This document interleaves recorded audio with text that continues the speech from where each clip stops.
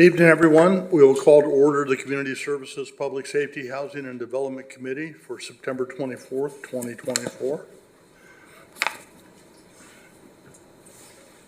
And Madam Clerk, if we can have a roll call and posting of the agenda, please. Member Madrigal. Here. Member Zaragoza. Here. Chair McDonald. Here. The agenda for this meeting was posted on the City Hall Bulletin Board on September 17th, 2024. Thank you, and if you'd all rise. Please join me in saluting the flag of our nation. Place your hand over your heart. Ready? Begin.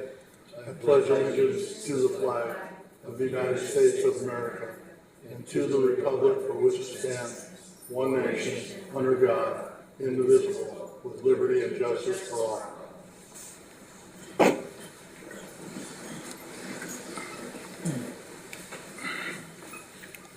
Thank you all, and that takes us to item B1, public comments on items not on the agenda. And Madam Clerk, I believe we have one request to speak.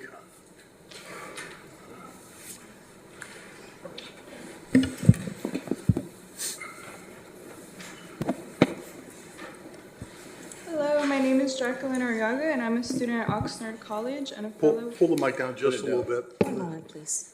Hello, my name is Jacqueline Arriaga, and I'm a student at Oxnard College and a fellow with Climate First Replacing Oil and Gas, or CFROG. I'm here to inform and invite everyone here about an upcoming community input session we'll be hosting at the Oxnard High School Library on the 26th of this month from 5 to 7 p.m. This event will be co-hosted by the California Air Resources Board and the Community Environmental Council. CARB is currently in the process of developing new advanced clean cars amendments. This event is an opportunity for community members to share their input on these new EV regulations and standards to ensure that the community's needs, interests, and concerns are considered and included before making any decisions. Ventura County plays an important role in determining the future of clean transportation in California. So it is crucial that these policies are informed by and reflect the populations they intend to serve. We will be presenting ways in which the state is working to reduce air pollution from gasoline cars and light trucks, while also enhancing the process of purchasing and driving a zero-emission vehicle. We know that better decisions are made when everyone has a voice in the process, so that is why it's important that CARB hears from you. Passenger vehicles have become less polluting, yet transportation and its associated fuels continue to contribute significantly to greenhouse gas emissions, smog, and toxic air pollutant emissions. These pollutants directly affect your health, the environment, and the economy. Clean transportation is critical to meeting California's health-based air quality standards and climate change goals, especially in areas with the dirtiest air in our state. Being the fastest warming country in the lower 48 United States, Ventura County has the opportunity to be a leader in the transition to a clean economy, and we need you to be a part of it. Spanish and Mixteco interpretation will be provided, as well as food, refreshments, and activities for children and families. With that being said, if you are interested and available to attend, we will leave flyers with the RSVP info at the front. We'll also leave our contact information if anyone would like to reach out for more information. Thank you. Okay, thank you very much. Madam Clerk, do we have any other speakers for this item? Chair McDonald, there's no additional speakers virtually or in person for this item. Okay, thank you. That takes us to consent calendar. First item on consent calendar is approval of the minutes, and the recommendation is that the Community Services, Public Safety, Housing, and Development Committee approve the minutes of July 23rd, 2024 regular meeting as presented. Have the committee members had an opportunity to read the minutes? Yep. Yes. What's the pleasure of the committee? I move to approve. Second. Madam Clerk, we have a motion by Member Madrigal and a second by Mayor Zaragoza. I don't know if our voting system's working or not. It is? I'll do a voice. Roll call. Member Madrigal. Aye. Member Zaragoza. Aye. Chair McDonald. Aye. Thank you. Motion carries 3-0. Thank you very much. That takes us to item D1, Housing Department. Subject to Spectrum Pacific West LLC Cable Services Agreement for Public Housing Sites. And the recommendation is that the Community Services, Public Safety, Housing, and Development Committee recommend that the Board of Commissioners of the Housing Authority of the City of Oxnard approve and authorize execution of a 5-year agreement with Spectrum Pacific West LLC, DBA Charter Communications Incorporated, for the provision of basic cable services to 522 public housing units in an aggregate amount of $330,796.48 plus applicable taxes and fees. And pursuant to Measure M, there was a pre-recorded presentation on the city's YouTube channel, and the contact is Mr. Emilio Ramirez, who is here, if there are any questions for him. Madam Clerk, do we have any requests to speak on this item? Chair McDonald, there's no speakers virtually or in person for this item. Okay, and I will mention that we did receive one letter from Jennifer Rice, who requested to know whether this would be any use of public funds to pay for this.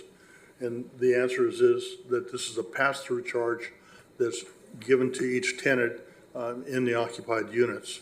So there is no expense of city funds on this item.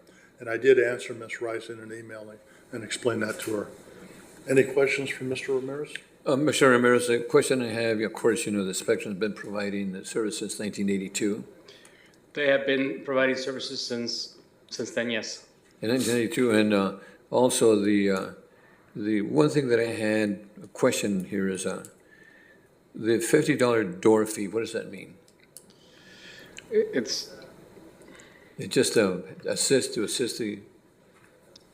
It's just a fee that Spectrum charges. They call it a door fee. It's a per unit fee that they charge. They just call it that. And that's a credit back to the housing authority of. It's an incentive, if you will. It's a offer that they make to large apartment promote complex owners that do this. So my understanding that we get a potential credit of $26,100 on that door fee, which. It's a discount, if you will, for having entered into a large contract of 522 units. And so we're getting a credit of $26,000 or $50 fee, unit fee or door fee. So this is a 5-year agreement. The question I have, do all the housing authorities members get it, whether they like it or not? Or is it just a service of whether they use it or not? No, that everyone has it in their unit. It's connected and it's charged to their rent. To the rent? Yep. That's all. Thank you, Mr. Chairman. Member Madrigal, any questions? No questions. Thank you. Okay. I have no questions. What's the pleasure of the committee? Move approval. Second. Madam Clerk, we have a motion by Mayor Zaragoza, second by Member Madrigal. Please take the vote. Member Madrigal? Aye. Member Zaragoza? Aye. Chair McDonald? Aye. Thank you. Motion carries 3-0. Thank you.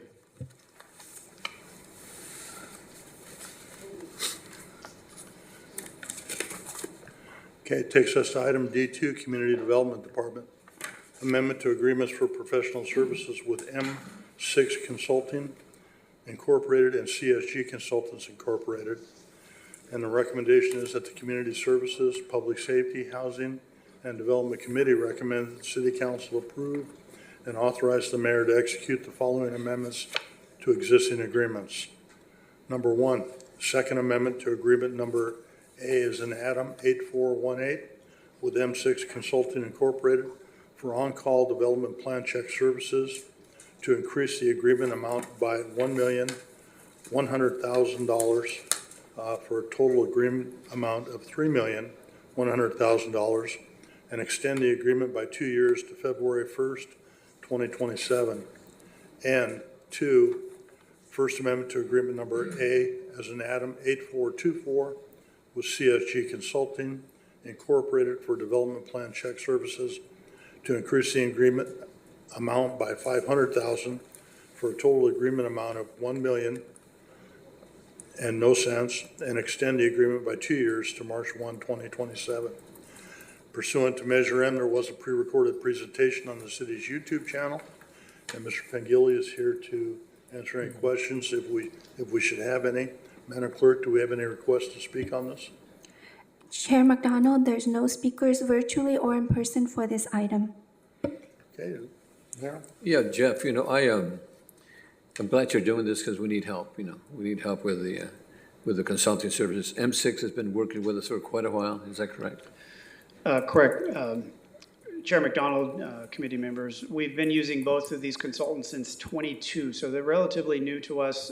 They've been working in this area and throughout Southern California for some time. So I think one of the things that you mentioned here now, one of the bullet points that this is really going to help to maintain and improve,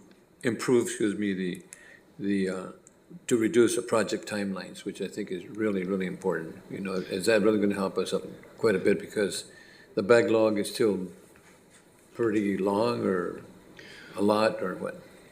Yes, thank you for that question. So we've made a lot of inroads into the backlog. Really was spiked shortly after COVID with the backlog that developed there and some staffing losses that occurred shortly thereafter. I put some metrics in the staff report showing that we've reduced plans on the shelf queue for example, from something like 469 projects waiting for service to a little over 200, which is a manageable monthly level.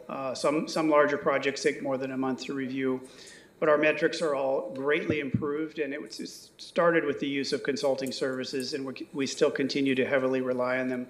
Ultimately, in years to come, we want to move back towards having most services in-house and using consultants only for peak shaving of workload. But right now, we still continue to need that help, and we're going to continue to press on getting our turnaround times down and maintaining them. And I think also that what you mentioned here is the goal is to provide better customer service and reduce the barriers between the business expansion, retention, and attraction, which I think is really, really important for all of us. And Jeff, I know that's the goal, which I think is a good goal. Do the clients then pay for the consultants as part of the cost of what we're asking for now? So they don't pay the consultants directly. We pay the consultants out of the fees that they would normally pay to plan check. So to clarify, they're not paying extra. But overall, we're getting a better turnaround time by using consultants to get through this backlog. But that's part of the fee. That's part of the fee. There's no higher fee to use, whether we choose to use the consultants or not to manage our workload. That's a blind decision to our customers. They're just receiving overall better service, better turnaround times, and there's no additional fees charged. And the reason I'm asking, because I think that clarification is really extremely important for our clients. Thank you, Jeff. Thank you, Mr. Chair. Thank you. Member Madrigal, any questions or comments? No questions, just thank you. I know that it's a lot of work, and I know that it's kind of, a daunting task, but every single step does make a difference, so thank you very much. Thank you. Mm-hmm. I don't have any questions. I will just start out by saying we're doing everything we can to make the process more streamlined, and this is an integral part of that. So with that being said, I'll move the recommended action.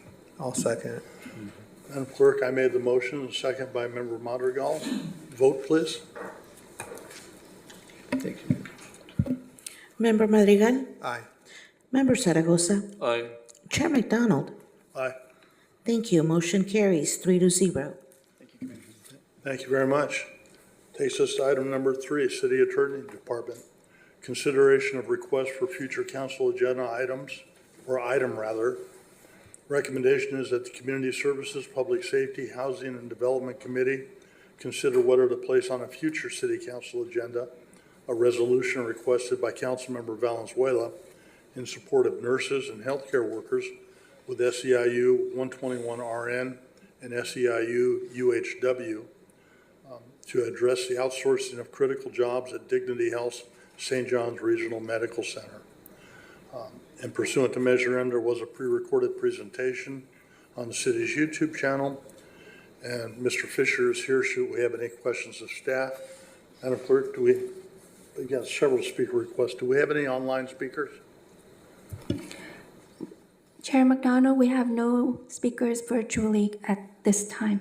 Okay. With that, I will call the speaker cards in the order they were handed to me. The first one is Jose Bolera. And you have 3 minutes, sir. Thank you, Chairman McDonald, and good evening. Good evening, Mayor Zaragoza and Councilmember Madrigal. My name is Jose Barrera. I'm here representing SEIU UHW, a union of over 100,000 healthcare workers across the state, but I'm also a resident.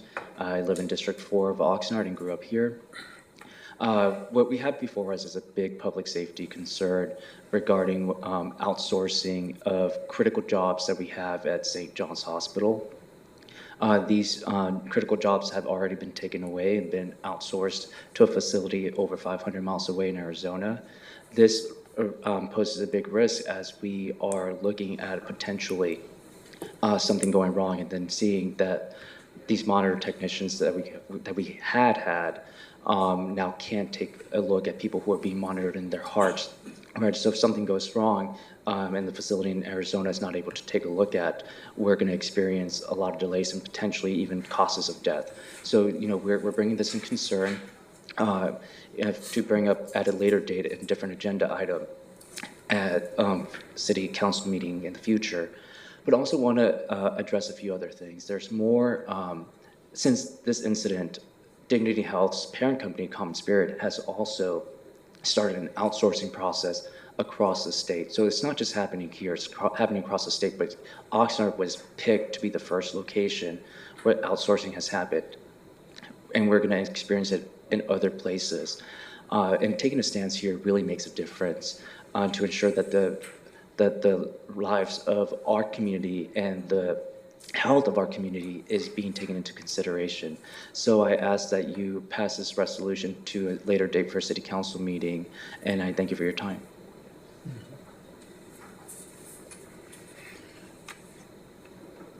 Thank you. Mary Temple, please.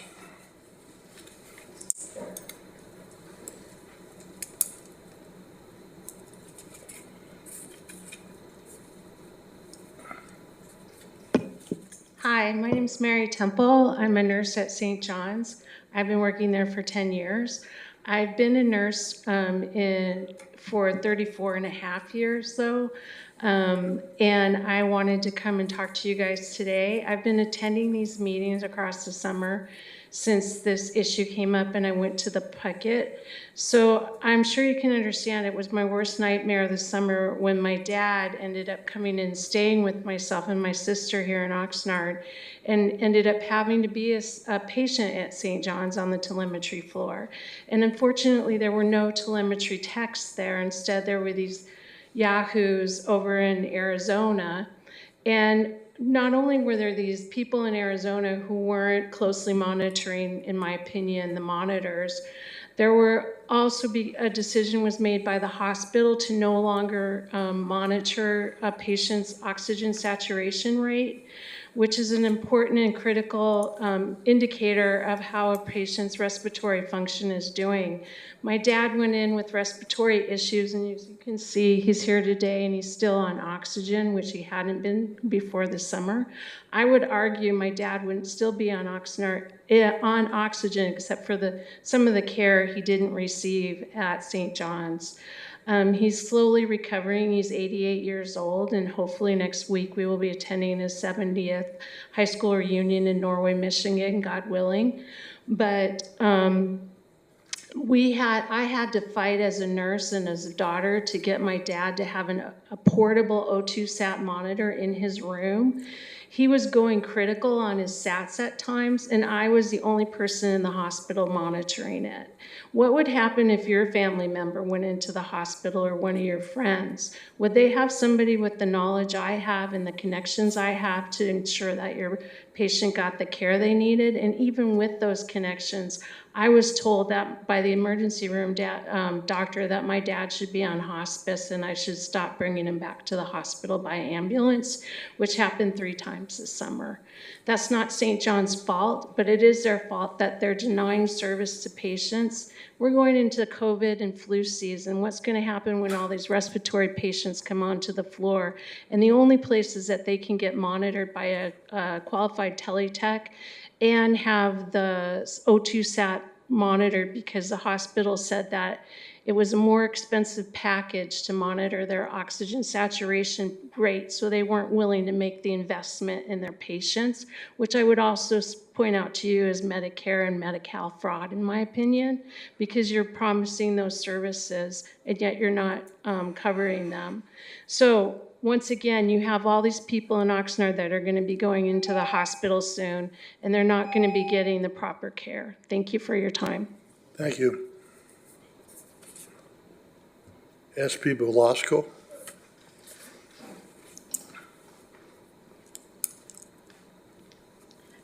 Good evening. My name is SP Velasco. I work at St. John's Regional Medical Center in the emergency room as a clinical tech. I've been there since 1988.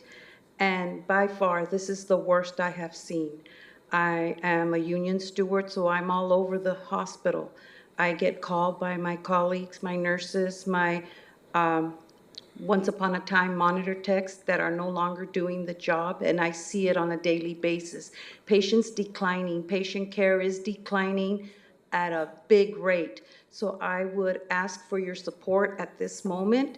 And like Mary states, keep in mind one of your loved ones coming in and not being taken care of, their oxygen level not being monitored, their heart rates not being monitored, and the facility that is monitoring our patients in Arizona called 2 hours after you collapsed.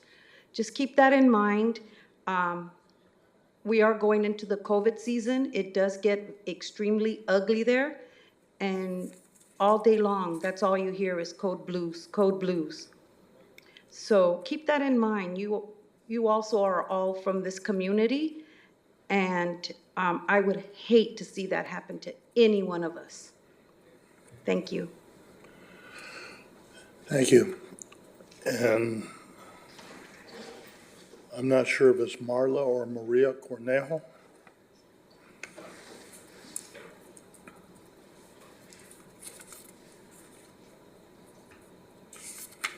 Thank you. I'm Maria Cornejo. Pull it down a little bit. There you go. Ladies. Yes, and I just want to remark whatever my colleagues say about it. I've been working in St. John's Hospital since 1989, and I'm a monitor tech affected with all these changes. And I just feel very sad because our community is the most affected at this point, because when we go to a hospital, we trust in our care, our health, and this has been kind of not happening anymore because the people that is monitoring the hearts and the O2 saturations and blood pressure, whatever, especially the telemetry area, is far away, where they really don't see exactly what's happening in the floor. And many things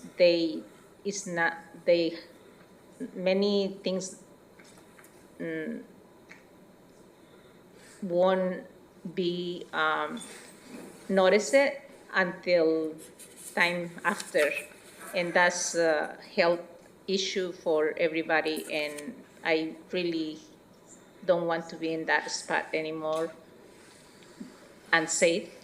And I'm sorry, I was not prepared to talk, but I just want to remark that it's very unsafe situation in the hospital with those issues. Thank you. Thank you. And Robin Sanders, please.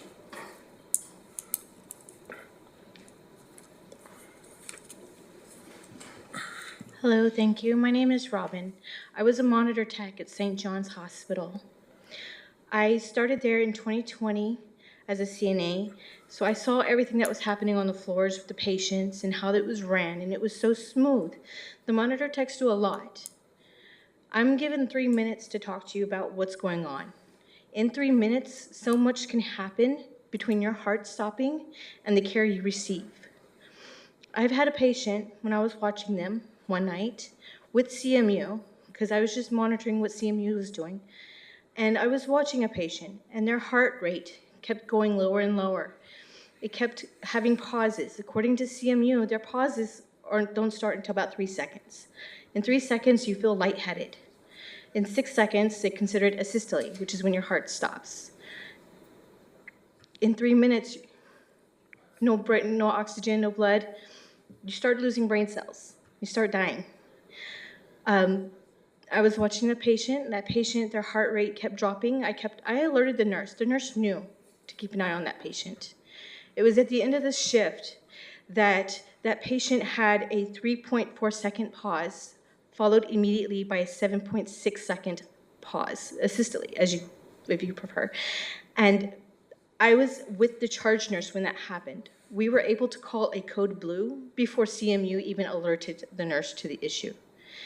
With that patient getting that code blue called, when we called it, we were able to keep that patient. And another patient I had, their heart rate started slowing down.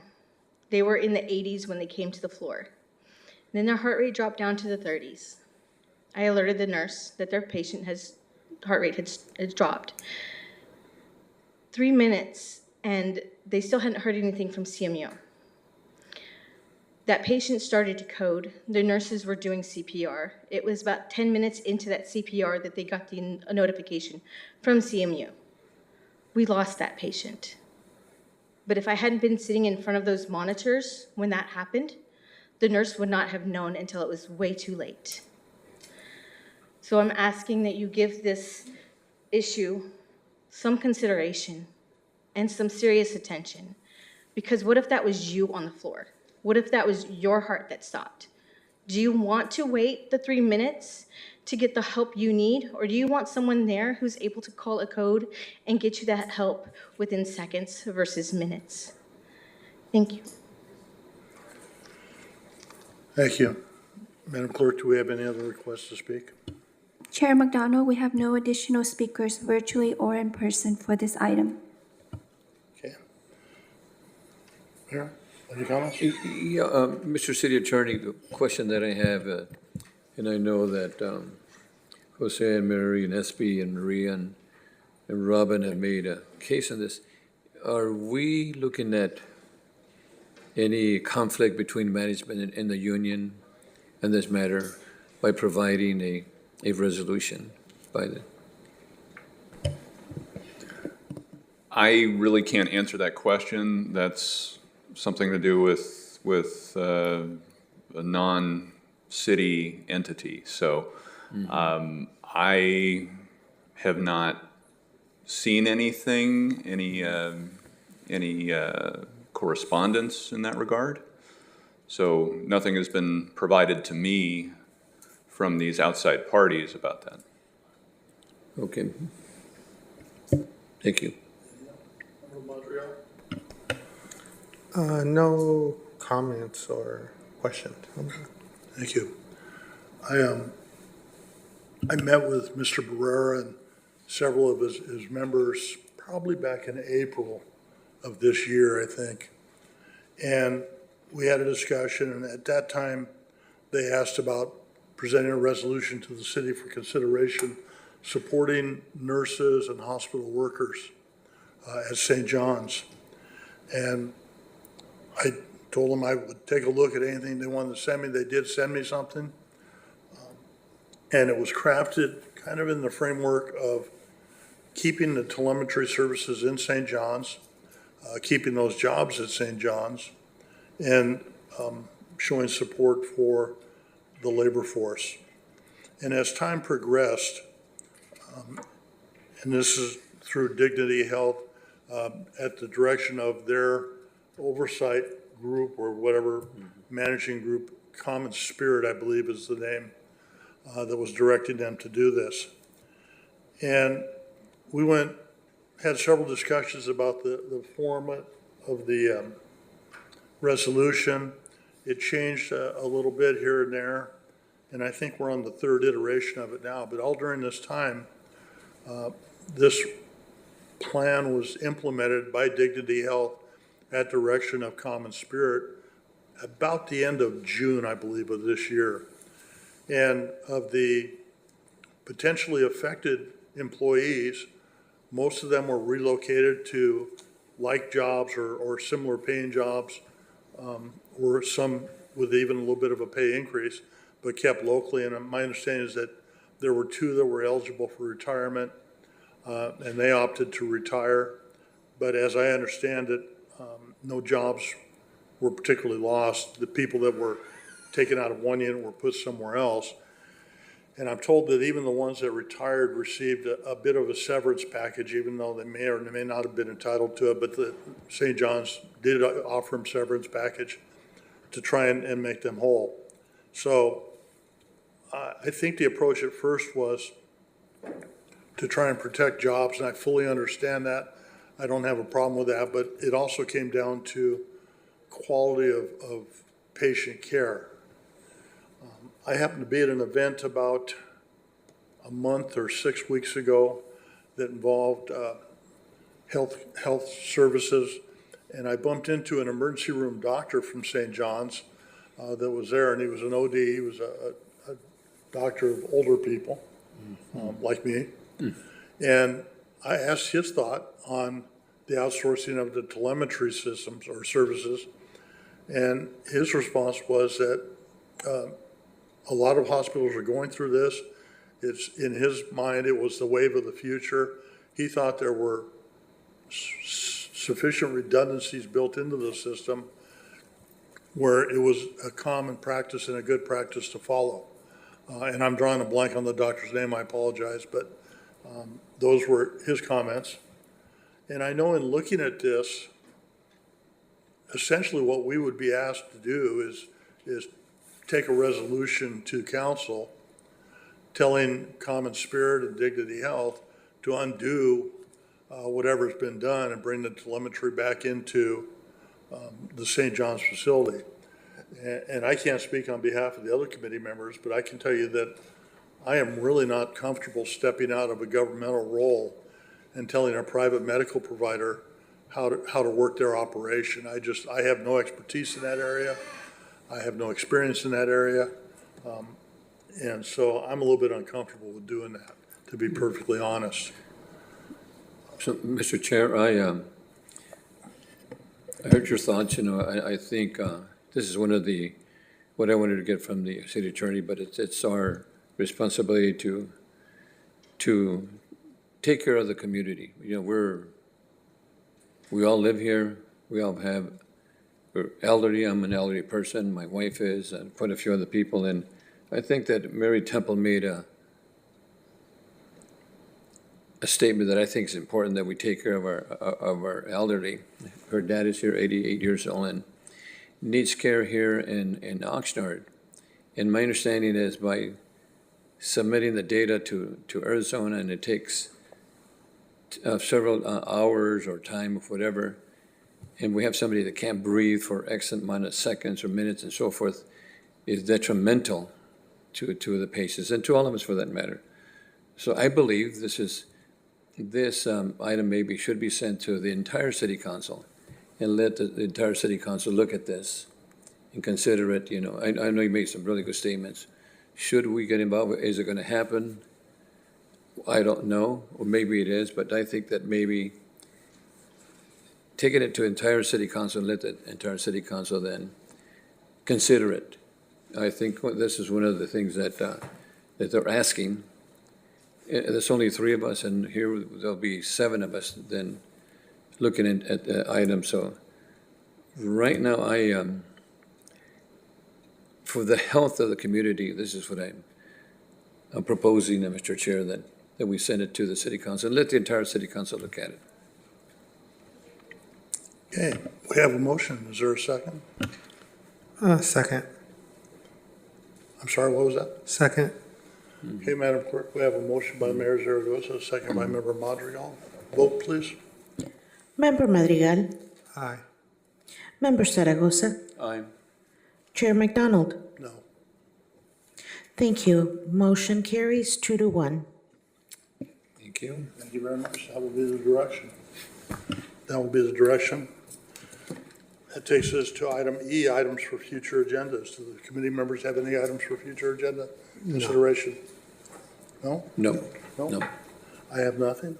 That takes us to adjournment. This meeting stands adjourned at 7:20. Thank you.